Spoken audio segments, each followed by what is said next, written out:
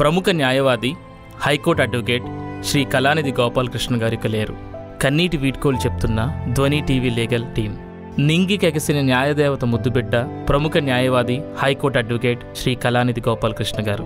గత కొన్ని రోజులుగా అనారోగ్య సమస్యలతో బాధపడుతున్న శ్రీ కళానిధి గోపాలకృష్ణ గారు ఈరోజు ఉదయం బంజారాహిల్స్ స్టార్ హాస్పిటల్లో కన్నుమూశారు. ఎంతో మందికి న్యాయ సలహాలు ఇవ్వడమే కాకుండా వారి సమస్యలను చట్టబద్ధంగా తీర్చిన గొప్ప న్యాయవాది శ్రీ కళానిధి గోపాలకృష్ణ గారు.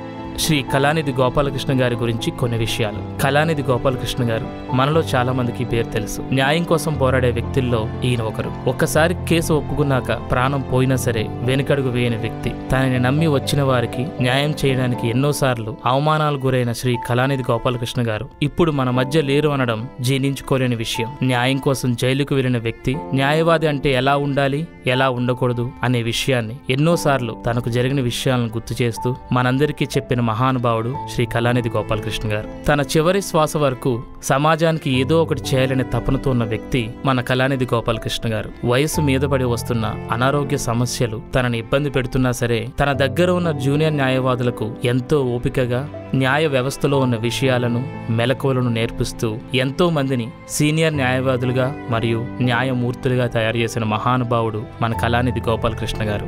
చాలాసార్లు ఆయనతో మేము మాట్లాడేటప్పుడు ఆయన మాతో ఈ విషయాన్ని చాలాసార్లు చెప్పేవారు. న్యాయవాది అంటే ఎవరికి భయపడకూడదు. ఎదుటివాడు ఎలాంటి వాడైనా, ఎంత పెద్దవాడైనా సరే న్యాయం కోసం మనం పోరాడి తీరాలి. అదే నేను నమ్ముకున్న సూత్రం. నా చివరి శ్వాస వరకు నేను అలానే ఉంటాను. ప్రాణం పోయినా సరే ఇచ్చిన మాట కోసమే నిలబడతాను అనే విషయాన్ని మాతో చాలాసార్లు అనేవారు. అలానే ఉన్నారు కూడా. ఏది ఏమైనా ఆయన్ని ఆదర్శంగా తీసుకుని ఆయన అడుగుజాడల్లో నడుస్తూ సమాజం కోసం పోరాడే న్యాయవాదులు మన కోసం, మన సమాజం కోసం రావాలని మనస్ఫూర్తిగా కోరుకుందాం. సత్యమేవ జయతే. జై హింద్.